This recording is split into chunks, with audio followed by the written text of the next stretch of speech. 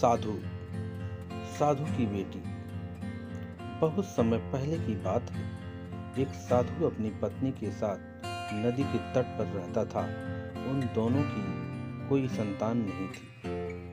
उनकी बड़ी इच्छा थी कि कम से कम एक संतान उनके यहाँ जरूर हो। एक दिन साधु जब तपस्या में लीन था, तभी एक चील ने अपने पंजे में फंसी एक चूहिया उसके ऊपर गिरा दी। साधु ने उस चूहिया को घर ले जाने का निश्चय किया, लेकिन उससे पहले उसने उसे एक लकड़ी में बदल दिया। उस लड़की को देखकर साधु की पत्नी ने पूछा, कौन है ये?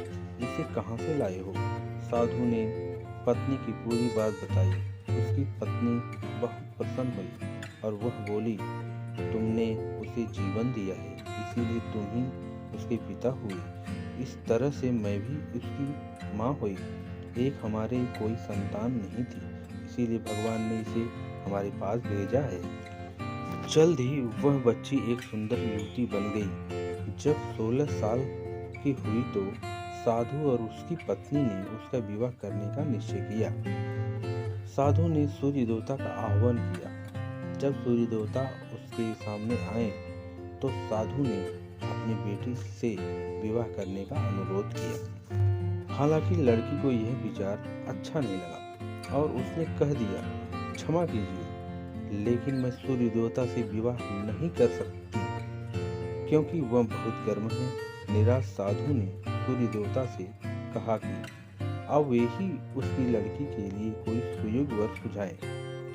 सूर्य देवता ने कहा, बादलों के देवता से आपकी लड़की की जोड़ी सही बैठेगी, क्योंकि वो ही धूप की गर्मी से उसकी रक्षा कर सकते हैं।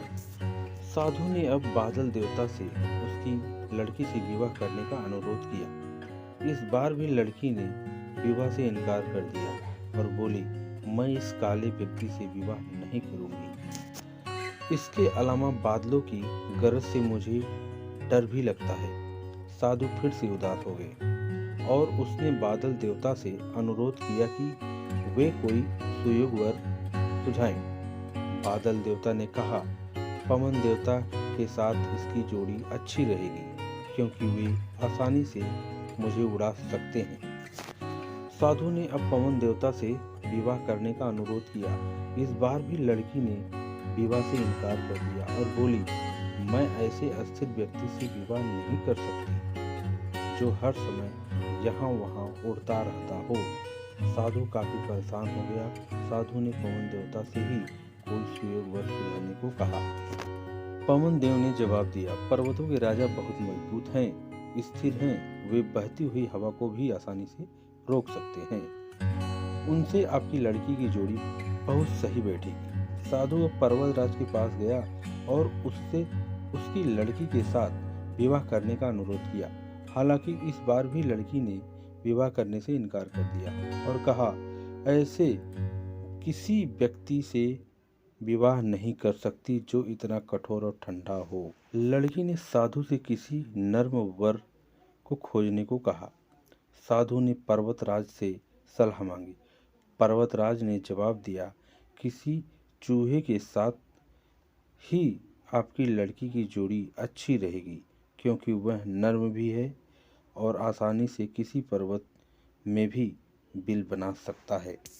इस बार लड़की को वर पसंद आ गया। साधु काफी हैरान हुआ और बोला, भाग्य का खेल कितना निराला है। तुम मेरे पास एक चूहिया के रूप में आई थी और मैंने ही तुम्हें लड़की का रूप दिया था। चूहिया के रूप में जन्म लेने के कारण तुम्हारे भाग्य में चूहे से ही विवाह करना लिखा था और वही हुआ। भाग्य में जो लिखा था वही हुआ। साधु ने फिर से प्रार्थना शुरू कर दी और लड़की को दोबारा चूहिया बना दिया।